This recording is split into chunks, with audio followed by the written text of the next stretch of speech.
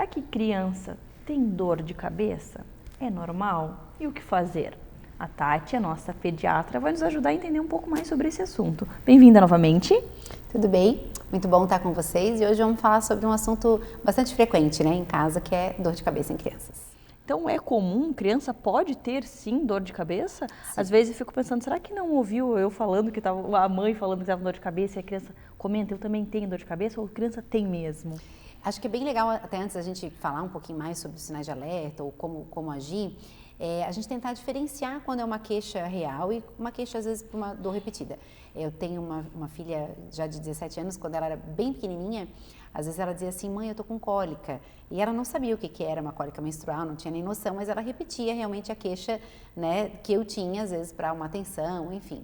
Então, é comum, às vezes, se os pais têm dor de cabeça, da criança também queixar. E para a gente ter uma noção se ela é uma queixa real ou não, vale a pena a gente observar, assim, se essa dor de cabeça, que também é um dos sinais de alerta, né? Se ela impede atividades, se ela precisa ser medicada, se a criança diz assim, tô com dor de cabeça só quando é para a hora de tomar banho, né? Quando é para sair de casa para ir para a escola, quando é para fazer uma coisa que não gosta. Às vezes, para parar de comer, né? Então, às vezes a mãe, por exemplo, força muito a barra, não, come um pouquinho mais, eu vou ficar triste se você não comer, e outras questões que a gente pode até falar num outro programa, mas a criança ela já está tão sem argumentos que ela começa a dizer que tem dor, né? Dor de barriga, dor de cabeça, para não fazer alguma coisa. Então, se a gente percebe assim que é uma queixa nesse sentido, é importante explicar para a criança, olha, tem que falar para a mamãe quando é de verdade, porque senão um dia que você tem uma dor, a mamãe pode achar que não é uma dor real, né? Então, a gente sempre vai procurar dar crédito à dor. Melhor crer que é não sendo do que a gente duvidar de uma queixa real, sabe? Mas criança, sim, pode ter dor de cabeça. E daí, como que a gente faz, Tati, quando a gente vê, não, realmente ela tem dor de cabeça, ela parou de brincar por reclamação, então a gente, no contexto, a gente notou que validou realmente aquela queixa. Qual o próximo passo? Todas essas queixas mais comuns, assim, dor de cabeça, dor de barriga, dor nas pernas, até a gente já falou no outro programa sobre dor de barriga e entra nessa mesma ideia, é a gente olhar o cenário, né? Eu tenho dor de cabeça e o que mais? O que está por trás dessa dor de cabeça? O que está acontecendo? Então, por exemplo, né, eu posso ter uma mãe que vem para mim e diz assim, eu costumo usar esse exemplo no consultório. Doutora Tati, a minha filha teve dor de cabeça 3 vezes essa semana. Aí, então vamos olhar o contexto, o cenário. Na segunda-feira ela não tinha almoçado direito, ela estava com fome, chegou da escola com dor de cabeça, comeu e ficou super bem. Então, provavelmente era uma hipoglicemia, né? Quando o açúcar no sangue baixa, a gente tem dor de cabeça como um sinal de alerta do nosso corpo dizendo, você precisa comer, você precisa se alimentar. E essa baixa do açúcar no sangue na criança, ela é uma causa frequente de dor de cabeça. Aí na quarta-feira, por exemplo, a criança tinha chorado, você deu um limite a respeito de uma coisa, ela ficou frustrada, teve uma cena, né, chorou muito, depois queixou dor de cabeça, tomou um banho, comeu, dormiu e acordou bem. Então, muitas vezes uma cefaleia tensional ligada ao choro, né, uma situação emocional acontecendo. E, de repente, na sexta daquela mesma semana, ela teve uma gripe, uma febre e dor de cabeça. Nesse contexto, a febre e a dor de cabeça ligadas a um quadro respiratório. Então, vê que eu posso ter uma criança com, 3 vezes dor de cabeça naquela semana, nenhuma dessas dores era ligada a uma causa grave e nenhuma ligada a outra. Então, como a dor, ela é o sintoma, ela não é a doença, sempre o mais importante, Mariana, é a gente tentar olhar o contexto. O que está envolvido com essa criança, né? O que está acontecendo com essa criança nesse momento da dor e tentar ali já, assim, perceber as principais causas, né? Que é realmente fome, o choro, a febre, uma infecção acontecendo. Então, alguma coisa que possa estar levando, né? Uma doença de base ali levando a essa dor de cabeça. E aí, quando a gente descarta todas essas possibilidades e realmente não é algo maior, o que a gente faz? Então, a gente vai medicar, né? Então, normalmente os analgésicos mais comuns, então o paracetamol seria uma primeira escolha.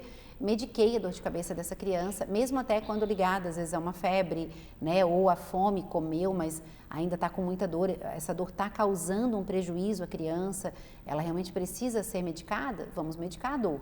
Baixou, né, naquele período ali de medicação, ela ficou bem, ela brincou, ela está bem, como os outros sinais de alerta, a gente, puxa, beleza, provavelmente está tudo certo. Se essa dor de cabeça tem alguns sinais de alerta, a gente precisa urgentemente a avaliação médica. Primeiro deles é a gente precisar sempre medicar e medicou e essa dor não passa, pais.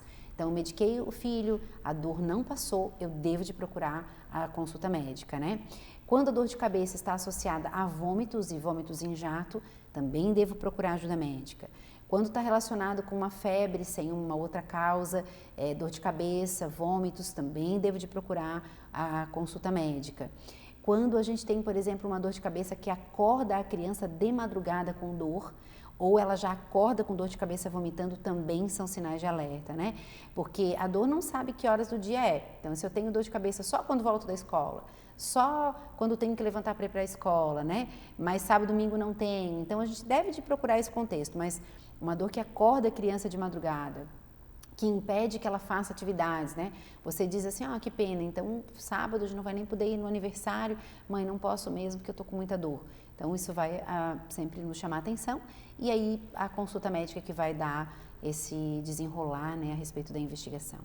Várias doenças podem estar ligadas a esse diagnóstico, Tati? Várias doenças, né? A dor de cabeça é como dor de barriga.